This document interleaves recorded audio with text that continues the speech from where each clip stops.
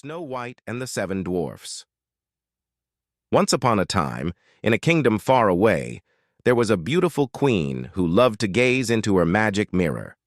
Each day she would ask, "Mirror, mirror on the wall, who is the fairest of them all?" And each day the mirror would answer, "You, my queen, are fair, it is true, but Snow White is even fairer than you." This answer made the queen envious and angry. Snow White, the queen's stepdaughter, had grown into a lovely young woman, with skin as white as snow, lips as red as blood, and hair as black as ebony. The queen's jealousy knew no bounds, and she could not stand that anyone could be more beautiful than she. In her rage, the queen ordered a huntsman to take Snow White into the forest and kill her. The huntsman, though reluctant, led Snow White deep into the woods. But as he prepared to carry out the queen's cruel command, Snow White begged for her life. She promised to run away and never return to the palace. Moved by her plea, the huntsman spared her and told her to flee, warning her that the queen would stop at nothing to find her. Snow White ran through the forest, her heart pounding with fear. Eventually, she stumbled upon a small, quaint cottage nestled among the trees.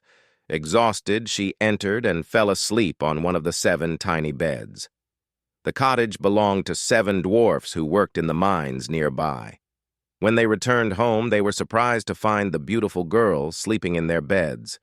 The dwarfs, kind-hearted and gentle, agreed to let Snow White stay with them. She would cook and clean for them, and in return, they would protect her from the wicked queen. Snow White was happy and grateful, and she soon became a cherished member of their little household. Meanwhile, the queen discovered that Snow White was still alive when she asked her mirror once again. Enraged, she decided to take matters into her own hands. Disguised as an old peddler woman, she visited the dwarf's cottage. First, she tempted Snow White with a poisoned corset. Snow White, unsuspecting, fainted when she was laced too tightly. The dwarfs returned just in time to loosen it and save her. The queen's next attempt was with a poisoned comb. Snow White, again deceived, felt faint and weak as soon as the comb touched her hair. But the dwarfs found her in time and removed the comb, saving her once more. Finally, the queen resorted to her most dangerous plan. She disguised herself as an old woman and baked a poisoned apple. When she offered it to Snow White, the princess, trusting and kind, took a bite. Instantly, she fell to the ground, lifeless. The dwarfs were heartbroken and mourned Snow White's apparent death. They placed her in a glass coffin in the forest where they could keep watch over her. Days passed, and the tale of Snow White's beauty and tragedy spread far and wide. One day, a prince who had heard of Snow White's story came to see her.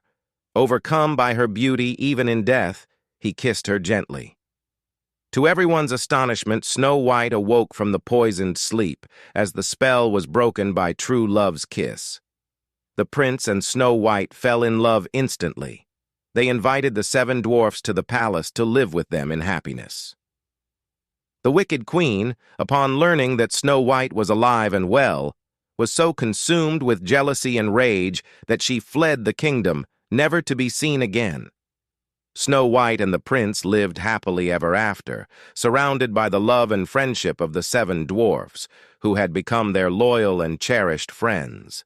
And so, in a land where magic and love triumphed over jealousy and darkness, they all lived happily ever after.